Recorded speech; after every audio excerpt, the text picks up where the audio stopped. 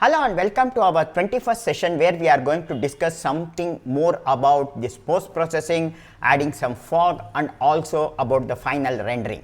If you are following it in a sequence, you can just continue from the previous session, or if you are coming here straightly and if you want the lesson files which is ready for today's session, then what you can do is in the video description, either in YouTube or in LMS description, a link is provided to you for the Patreon page. If you click on this page, you will come to the Patreon page, and if you scroll down here, you have attachments, and in this you have one file, camera settings add files for imperfection render.zip. So just click on this file and download this file. Come into your Unreal projects folder and here come and paste it. Already we have unzipped camera settings, unzipped metahumans, and we have put it in camera settings content int vc folder.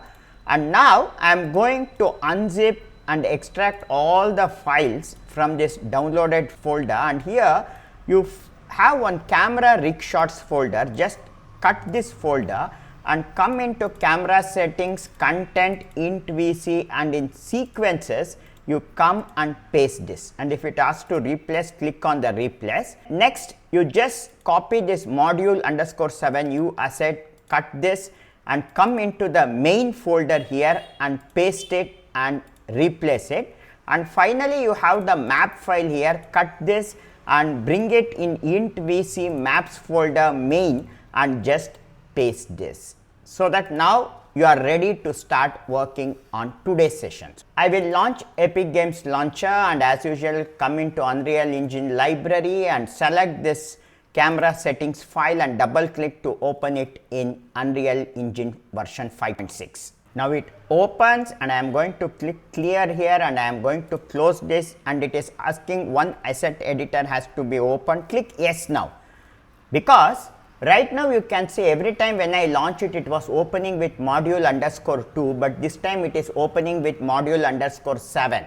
This is because in edit project setting, I have come into this maps and models, and here in the editor startup map, I have chosen module 7 for both editor and game default map. So when you launch, it launches with module 7. And I have launched my sequencer also, or I can open this from here, and then I will click on this camera icon, and this was what we had completed in our previous session, and we are going to continue from here. Now only one issue we are seeing here is when I come to this last shot, see, still this is not focused. See, it is not getting focused. There is some bug or something. If I attach it to the bone, it's not getting attached every time I open it. So what I will do is I will just double click it and I will come into cu_tray here, this camera here, and in this camera I am going to come to frame number 0 here. Here you have the focus distance. I will select this cu_tray move. I will come into all here, and then I will move down and I will come to this focus. I will switch off this tracking and set this as manual focus now. I will type 1000, and from 1000 centimeter I am going to see, I will manually move this. So approximately to a distance of about 49.6 centimeter, it is clearly focused, and in focus I am going to add a keyframe here, then going to come at frame number 5 and I will just move it one frame back so that I have this visual, and here I will again manually set the focus like this, and I am going to add a keyframe. So this I have set this manually now because I was having some issue with this. So this is now clearly focused, you can see this. Okay, now I will come to file, choose save all, and I will come back into my camera rig shots route, and only thing now I want is I want these shots to be rearranged. The very first shot I am seeing is this panning. I doesn't want this to start with the panning shot. I want this to start with crane shot. So I will select the crane shot here, drag it down, and when I am moving this, you have snapping here, and come in the side and snap section to elements. I will enable this, and once I enable this, it will get snapped easily. Now then I am going to select this put it down and I am going to drag this and put it here. It snaps correctly. So, I should enable snap section to element. Now, this will be the first shot, and as soon as this shot comes over here, I will have the next shot. I will just drag this here. The next shot that I want to have is this pan. I will just place this pan. Now, you can see as soon as this comes, it is going to pan left to right like this, and after the left to right pan, I want this to be the fourth shot. I want shot 30 to be the third shot where the trolley will come. See, you are going to see the trolley all around, and then I will just move back and I am going to see this last shot. I will drag it and put it last but one and move this second trolley shot of moving back as the last shot. So, I have rearranged this entire shot so that it zooms in, and after it zooms in, you have one trolley left to right, and then you have a trolley of moving all around, and then you have one close up here, one close up here, and then zoom out. So, this is the sequence I have. I will come here and save it. I will also come into file, save all. Now, next we are going to add some more imperfections through this post process volume. So, this we had discussed already in our previous session, and when we apply this post process volume to our Unreal environment, we can apply it majorly in three ways. One is, if you want to apply any post process volume to your entire project, then you can go into edit, project setting, and in this project setting, if you come into rendering, here to give you an example now, in this scene, I am now going to enable Lumen. So, I am going to discuss about this Lumen in future classes. This is one of the most sophisticated technology used in Unreal to create realistic lighting in real time. I take some shot, I will come over here, I will come to this in the sequencer. I will press G to hide everything, and here if I select global dynamic, if I type, you can see that dynamic global illumination method is set to none.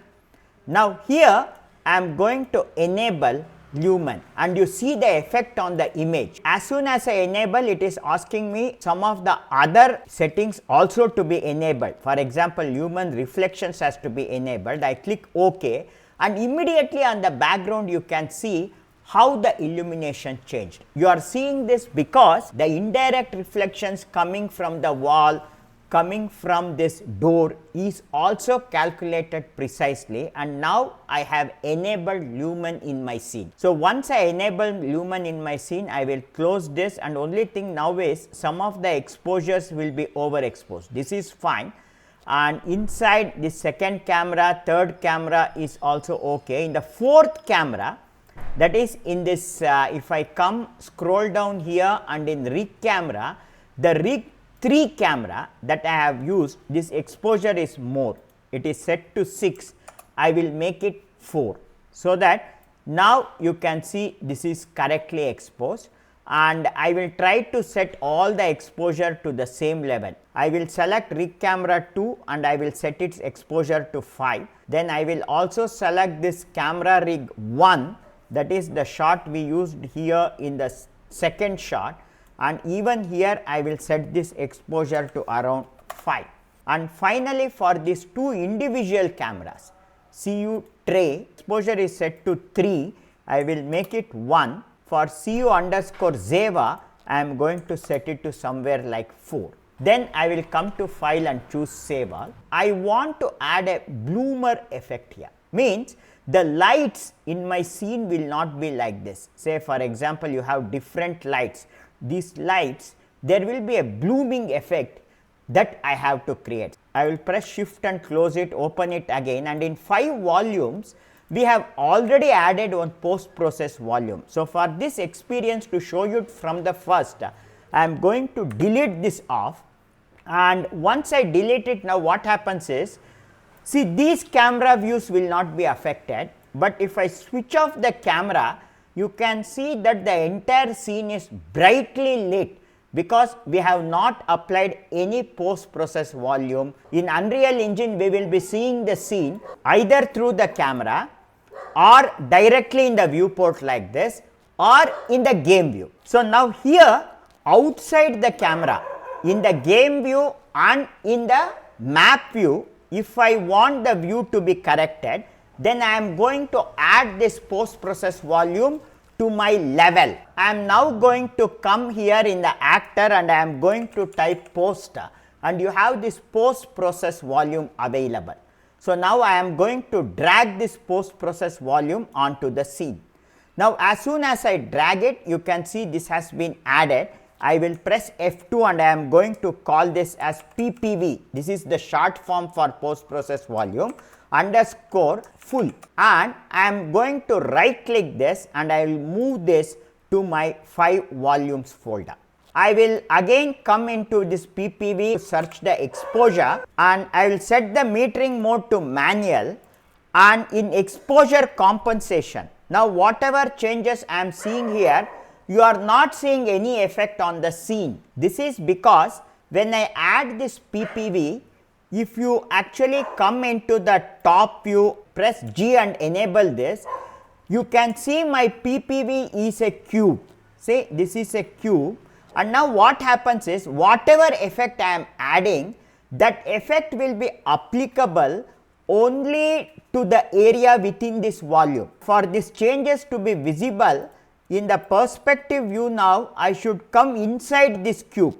If I right click and come inside the cube, you can see this effect. See, I can see this effect. However, if I want this to be globally applied to the entire scene, then I will come here and type UNB, unbound, and you have one setting here, infinite extent unbound, and if I enable this, it will be applied to the entire level. Now I will come back to exposure here and I am going to set the exposure level to something like 8. Now even here, if you want to apply your color grading, which we did it in our last session, we can actually off this, and if you scroll down in this setting, you will have all the setting. In color grading, you have the color grading here. If you scroll down in this, if I come down, you have the film setting. In this we set the toe to 0 and this shoulder to 0, and then I enable the color grading LUT, and here I will add my color grade. See, you can see here my color grade. Once I add it, the color grade is applied to this scene also. If I come into the camera view now, and again I will press G to hide everything. Now I want to add some amount of bloom to these lights. I will come into this PPV full, and here I am going to come and search for a setting called bloom, and I am going to enable bloom. You are not seeing any difference as of now, but if I enable intensity, you can immediately see the reflections coming from the light. Say for example, I take one wide view here. So I will take the example of this view and I will enable, disable, and I will show it to you. And if I increase the intensity, you can see how these light intensities are glowing up. So now I will set this to an intensity of about 0.8, and I have added a slight bloom to this scene. Now after adding bloom, now as the camera moves in, you have the bloom here, and another effect I have here in the bloom is the lens flare. See, you can see a light amount of lens flare appearing here. When I apply bloom, there is some issue with this character. See, now this character, I have an issue with this hair. I can come into BP underscore Zeva. I will click edit BP Zeva and I am going to open this. I will click compile once and I will save it, and now if I come out, this appears right. So if you have any issue with this, you just compile this blueprint once again. Now this is appearing correct. Now coming back to our flare, I will come here and select PPV full, and now here I will type flare, and in flare, lens flare, if I enable intensity and if I change it, you can see the lens flare effect. and I will set this to around 0.6. And also you have one more option here, bokeh size. Say for example, if the intensity is set more and if I enable bokeh size and if I make it, see this gets blurred and it adds a kind of effect like this. So, this is the effect that we get from lenses when we actually use it in real life. Below this lens flare, if I scroll down, the next effect you have is the image effect. So, if I enable this vignette intensity and if I drag it, you can see how the edges become dark. So, if you are interested to add it, you can add it. So, right now I will switch it off. You also have sharpen. To sharpen the image, you can sharpen it. Now, if you scroll down, you have all these color grading settings, wherein you have global shadows, means whatever grading we did it in DaVinci Resolve, if you want to do it in Unreal, you can do it here. So, basically for example, I take a reference shot here. So, I will take this shot and now or I will take this close-up shot here, and in this close-up shot you have here global, shadow, mid-tone, highlights, these 4 options. Globally I will leave as it is, or I will enable saturation and I will slightly reduce the saturation. See the saturation level, I will keep it at around 0.8 so that I have desaturated it. I will close the global setting, and in the shadow area I will come into saturation and I will make the saturation totally 0. So, when I decrease the saturation totally 0, you can see all the background turning out like a grayscale image. See, now when I make it 0, see it provides a very beautiful means outlook. See, all these areas are appearing like grayscale. So, I will set this to some around 0.2. So, you can do the grading even inside Unreal by using this setting. So, similarly in midtones, if you want to change something, I can change this. In highlights, I can change it. So, all this, instead of using the curve and the wheels of DaVinci Resolve, we are going to manually set this using these values. Now, the next setting I want to enable here is, I want to add a slight amount of fog here. I will come into this actor panel and type fog, and you have this exponential height fog. I will drag this and add it into my scene.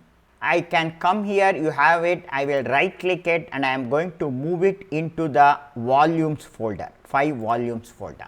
The very first thing I have to do is, I have to enable this volumetric fog. So, I will just enable this volumetric fog.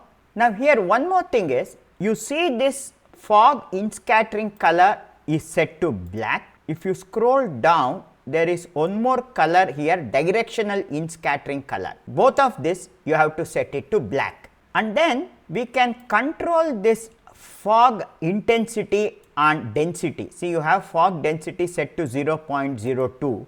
Say if I make it 1, you can see the entire weather is fully fog.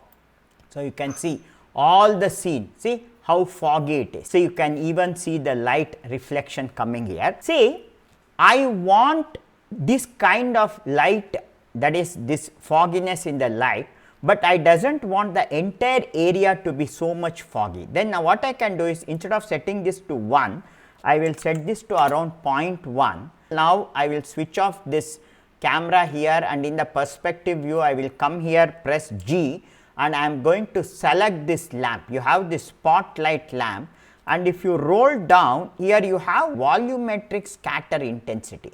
And if I increase this intensity, see, you can immediately see, I will just increase it to say something like 5, and if I press G here and deselect it, see, you can see the effect of this light. Enable this camera, and now when the shot starts, see, you have a lovely effect of this light coming like this. And even inside this, for these lamps, if I want to add it, now I will come into the outliner and I will type spot, and I am going to select all my spotlights, and I am going to set its scattering value to 5 for all the spotlights. See, this light also This is already set to 5, this cancel this, and now I will press G and hide everything, and now you can see the effect of this fog over here. I will enable the camera once again. So, the camera moves in and you can see the light flare, you can see the effect of the flare, and as it is moving, see in all the angles you are seeing that flare effect. We have successfully added some amount of these imperfections into our scene, and our final job is to render it and convert it into a movie. So, for that I will come into file and choose save all, and for rendering there are two types of rendering available, movie render queue and movie screen capture. If you doesn't see this movie render queue, you can go to edit plugins and in this type render, and you should have this movie render queue enabled. If it is not enabled, you will not get it. Enable it, restart Unreal, and then you will have this movie render queue. And in this, I am now going to click on this settings, and in the setting, in the export, I will delete JPEG, and I am going to come here in setting, and I am going to select Apple ProRes as my standard rendering, and in the codec I am going to select this 422 codec. If you come here in the list, you have different type of rendering setting. I am going to use this N display rendering, detail lighting, and leave everything as it is. And in the output, I am going to choose where it has to be saved. It is by default saved in the saved folder movie renders, and file name and the size resolution is set, frame rate is set, and once all this is set, I can come here and I can save this as a preset. I will click save as preset, and in my content intent VC folder, I am going to actually give it the name as my render, and I am going to click save, so that next time when you want to use it, you can directly select this. You need not do this setting every time. Now I will click accept, and then when I click on the render local button, now the rendering is going to start, and you have to see and wait till this entire rendering is done. Now here we have an issue with the rendering, because sometimes what happens is, I will close the render window, come into the sequencer, and I will open sequencer one by one. The first shot 40_1, it is showing me the object binding is missing. So here what I have to do is, I have to come to frame number 0, and then here sometimes this binding will be missed. I will come here and select cinema recrain. So now this is added. So now I will save it and now come back to the shot. Then the next shot here, I will double click, this is fine, there is no issue. And the third shot, even here object binding is missing. So I have to now again come here to frame number 0, and in this again I have to come here and select the rig camera. See, Cine camera rig 3, I am going to select it. So now it has been added. I will save this. Now I will come back and I will take the fifth shot, this is fine, and then the last shot is also fine. So once I have checked it, I will go to file, save all. Now I will click on the render queue, and I am going to click on render local, and now let us check it. Okay, now this is rendering fine. So now let us watch this full video once.